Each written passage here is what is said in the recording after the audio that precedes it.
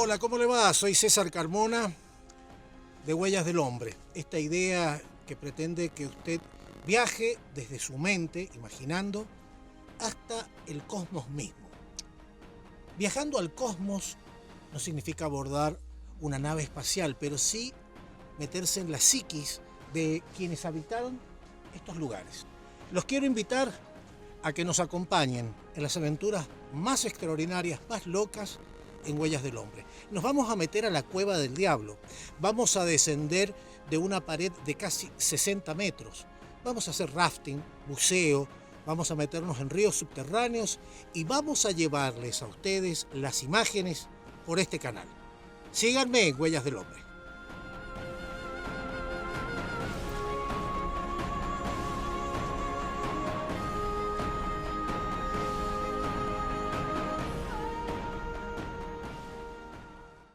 Un programa especial de Huellas del Hombre con la presencia de dos destacados científicos argentinos, como es el doctor Juan Schrödinger, titular del CONICET, la doctora María Constanza Cerruti y un amigo de todos los sanjuaninos, como es el señor Antonio Biorcaniris. Estamos compartiendo esta grabación en su casa.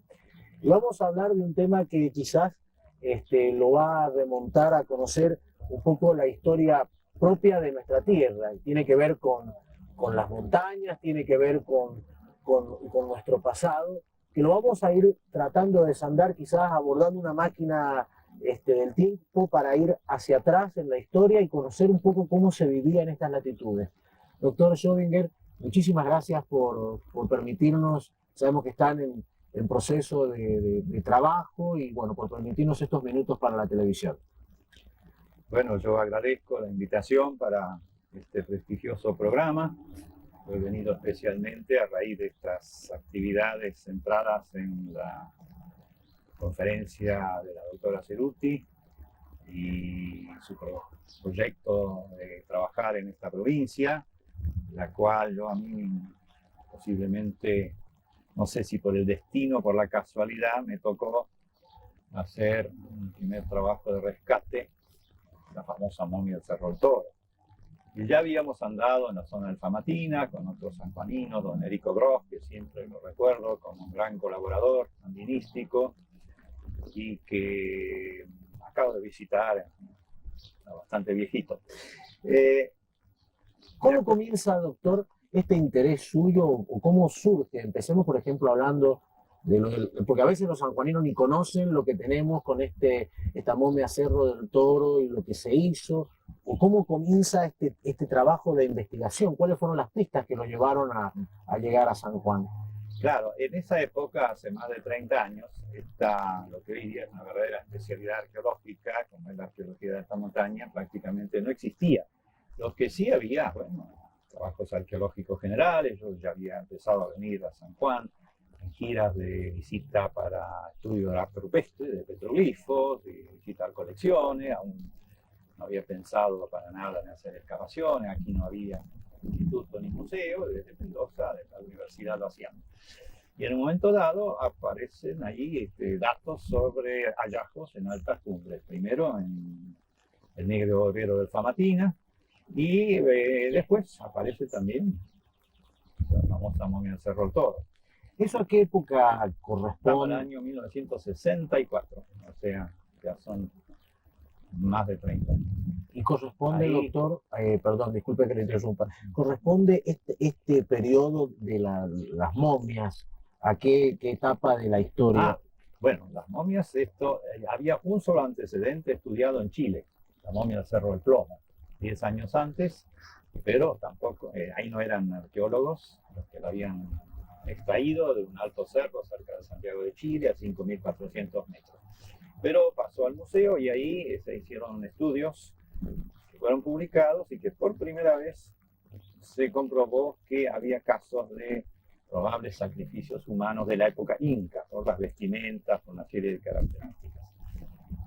Cuando aparece la del Toro, de inmediato se hace la relación y también con estudios que se pudieron hacer después se llega a la misma conclusión. En ese momento eran los dos únicos casos, un estudio más o menos científico del tema. Después, andinistas fueron encontrando otros elementos, por ejemplo, estatuillas, el Cerro Tórtola, que había sido visitado también por andinistas sanjuaninos, que están en el mismo límite con Chile, y algunos más al norte, en la zona de La Puna. El señor Revich, un andinista austríaco, había hecho exploraciones allí muy importantes, que después se pudieron publicar sus informes. Estamos por los años 56 al 65, en el 66 se publicaban algunos de esos trabajos. Y bueno, dando un salto, después de la serie de expediciones que hicimos en el señor Groch, explorando la cordillera en San Juan y en La Rioja, y también de forma inesperada aparece la momia de la Aconcagua en el año 85. También fue un hallazgo casual, pero que había quedado destapado parcialmente. Entonces pudimos ver ahí, bueno, los andinistas fueron muy prudentes, sacaron fotos, no tocaron prácticamente nada, nos dieron los datos, fuimos al sitio con ellos, y lo importante es, en ambos casos, haber podido hacer estudios posteriormente, ¿no? Con una serie de médicos, los arqueólogos, colaboradores, y publicar eso. Doctor, le hago una pregunta, porque la gente a veces desconoce que estas latitudes pertenecían a los dominios del Inca, ¿Sí? Y que ¿por qué se llega a estos sacrificios? ¿Cuál era el pensamiento que tenía el aborigen de llevar justamente a enterrar a sus deudos, sus difuntos, llevarlos a la cima de una montaña? Es casi inaccesible, muy Exactamente. alto, muy difícil. Y yo acá le cedería la palabra a mi joven colega, la doctora Ceruti, que está más al tanto de las interpretaciones. Doctora, ¿por qué bueno, comentarle, por ejemplo, que ya vamos a preguntarle también al doctor Schoebinger qué es lo que se conoce a estas latitudes, hasta dónde llegaba el dominio del Inca y por qué justamente llega hasta, si hacemos un poco de historia, digamos, para que la gente comprenda la importancia que tiene no solo el rescate de la momia como preservación de cuerpo y demás, sino también de lo que significa la conexión con toda la historia del Perú y de la historia argentina, obviamente. Bueno, sí, digamos, los especialistas en arqueología inca aceptamos, o si bien esto está parcialmente cuestionado, que bajo el imperio de Topa Inca Yupanqui, o sea, 1475 y demás, fue, digamos, la influencia inca llegando justamente a la región del noroeste. Conquistando los pueblos que estaban en esta zona. Desde pueblos como los Omahuacas o los Tilcaras en la quebrada de Omahuaca, Pulares en la zona de la Puna salteña, Dieguitas en los valles cachiquíes, etc. De toda la interacción entre los pueblos locales y el Inca en la región de San Juan, no estoy realmente al tanto de los últimos avances, porque hay colegas muy destacados que están trabajando especialmente en esos temas.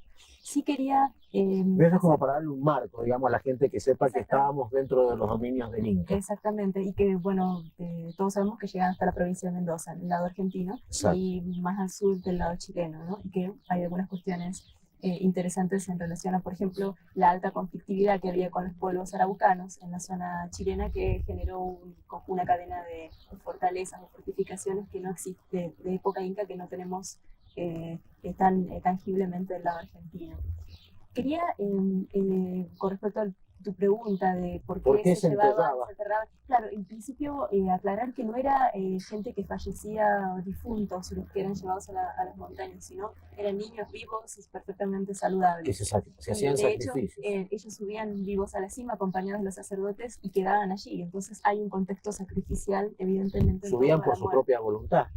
Lo que había era un consenso en general de parte de las familias. En muchos casos estos chicos eran hijos de jefes locales y esta ceremonia, aparte de todas sus implicancias religiosas, tenía también aspectos de tipo sociopolíticos, ¿no? Este tipo de ceremonias ayudaba a un jefe local a establecer una alianza con el Inca que fuera más positiva, si se desprendía de su hijo para que fuera sacrificado en la montaña. Esto todo dentro de un marco de un pensamiento mágico, porque a la gente de repente le puede chocar sentir que se hacían sacrificios humanos de pequeños y demás, pero dentro de un contexto de un pensamiento circunscribiéndonos a esa época y a esos años y viéndolo con una cuestión mágica y religiosa también. Sí, creo que lo que nos ayuda a situarnos es pensar que las montañas, así como hoy en día para las comunidades andinas, siguen siendo realmente el eje de la vida, porque la subsistencia, el agua, que es tan preciosa en los Andes, todo depende de la voluntad de la montaña, en la visión del andino. Eran como un dios la montaña. Exactamente, era de alguna forma un dios en sí misma.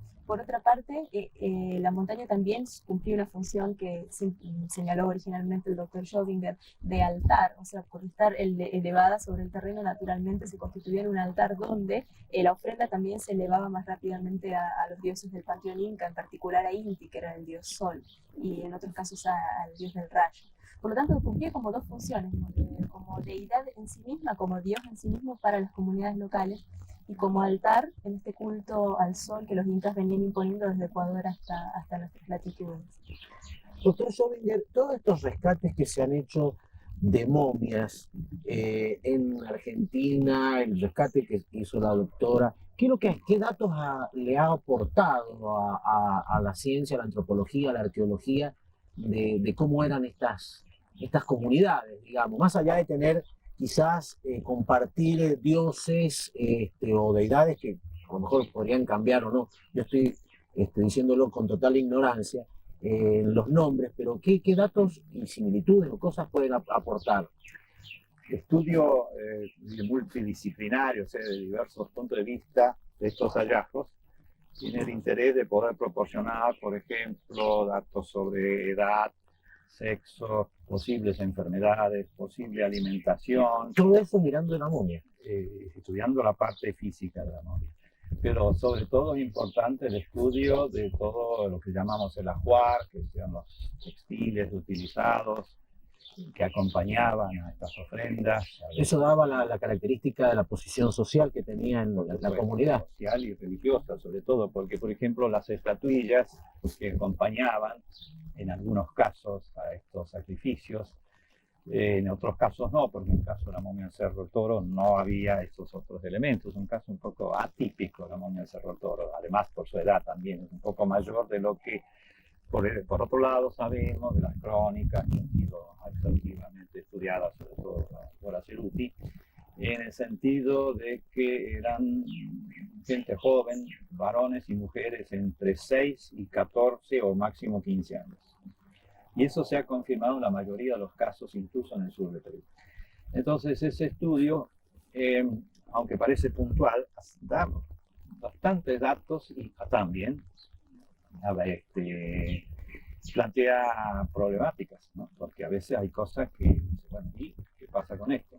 Eso tampoco es interesante, es un poco interesante en este sentido de que, en general, la arqueología, surgen hallazgos, surgen datos y después surgen problemas. Entonces hay que seguirlos investigando. Por supuesto. Pero, como diciéndolo en dos palabras, los resultados de la arqueología de alta montaña, practicados con total, diríamos, precisión, como lo han estado haciendo el doctor Johann Reinhardt, la doctora Ceruti en los últimos años, con sus colaboradores, por supuesto, a veces ocasionales, o en el caso de Lidia Yaco, algún profesor venido del Perú y sobre todo los montañeses peruanos que han colaborado, fueron muy importantes, que ella lo iba a decir, pero lo voy diciendo yo.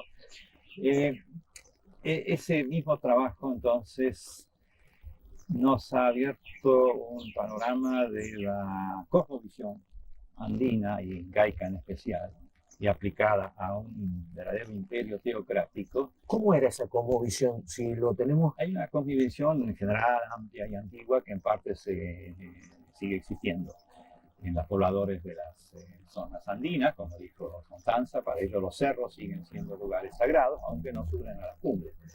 Lo notable de los incas que con su extraordinaria organización, combinando aspectos incluso técnicos y militares y comerciales y de intercambio y de relaciones sociales también con los grupos étnicos y sus jefes, combinándolo con esa religiosidad también mencionada del sol y de su hijo, el Inca, el rey, el emperador, que por lo menos en la época del gran auge del imperio, esos 100 años que duró el imperio, nadie discutía. Entonces eso posibilitó que se realizaran este tipo de construcciones, de sacrificios, y que implicaban, como digo, una gran organización de todo tipo, incluso logística. Y digo, eso es un panorama que no se conocía porque en la época de los españoles ellos jamás subieron unos cerros, los indígenas jamás dijeron que ahí había algo, porque si no capaz que iban igual a saquearlos, y por suerte no, se han podido preservar. Algo también muy interesante, esos sitios, como digo, hay muy pocos, como la mayoría son rectángulos, son sitios más o menos sencillos o complejos. A veces hay solamente estatuillas. Esos están desde el sur del Perú, desde el nevado del volcán Coropuna, hasta la zona centro-oeste argentina y centro-chilena.